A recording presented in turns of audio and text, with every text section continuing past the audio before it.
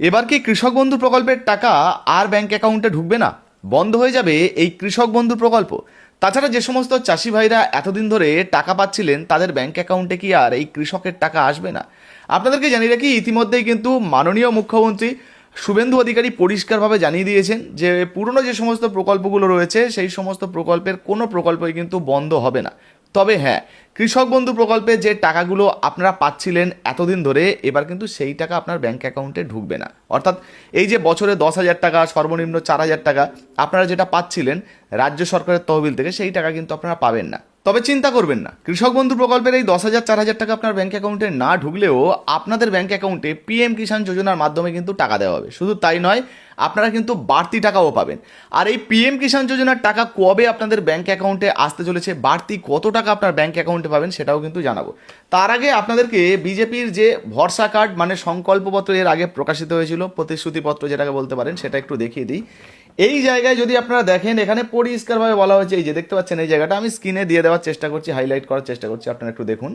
লেখা রয়েছে, প্রধানমন্ত্রী কিষাণ সম্মান নিধি যোজনার আওতায় রাজ্যের কৃষকদের 9,000 টাকার আর্থিক সহায়তা প্রদান করা হবে।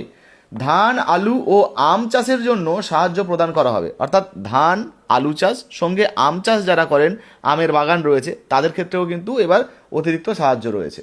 দেখুন, বলা হয়েছে ধান, আলু ও আম চাষের জন্য সাহায্য করা হবে এবং ধানের ন্যূনতম সহায়ক মূল্য বৃদ্ধি করে 3,100 টাকা করা হবে। অর্থাৎ যারা ধরুন যে সমস্ত চাষিরা ধান বিক্রি করেন তাদের কিন্তু যে ন্যূনতম সহায়ক মূল্য সেটাকে বাড়ানো হচ্ছে এবং 3,100 টাকা করে কিন্তু সহায়ক মূল্য করা হচ্ছে।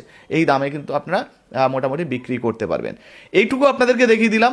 আচ্ছা, আপনাদেরকে এটাও জানাবো যে বর্তমানে এই পিএম কিষাণ যোজনায় যে 9,000 টাকা দেওয়া হচ্ছে, যে ঘোষণা হয়েছে, সেটাও কিন্তু আপনাদেরকে দেখাবো।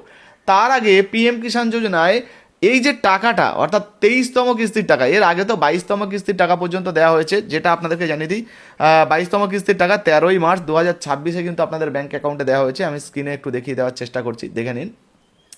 আর সেই অনুযায়ী আপনাদেরকে জানিয়ে দিই যে অনেকে যারা অপেক্ষা করছেন যে এই যে কৃষকদের ব্যাংক অ্যাকাউন্টে পিএম কিষাণ যোজনার যে টাকাটা, 23তম কিস্তির টাকাটা, সেটা কবে ঢুকতে পারে।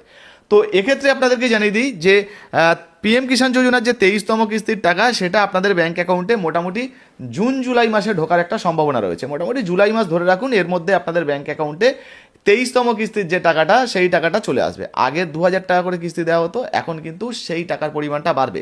কত টাকা বাড়বে, মানে কত টাকা আপনি এবারের কিস্তি বাড়তি পাবেন সেটা জানাবো। তার আগে কি ঘোষণা হয়েছিল বা কি কথা বলা হয়েছিল এই টাকা বাড়ানো নিয়ে একটু শুনিয়ে দিই।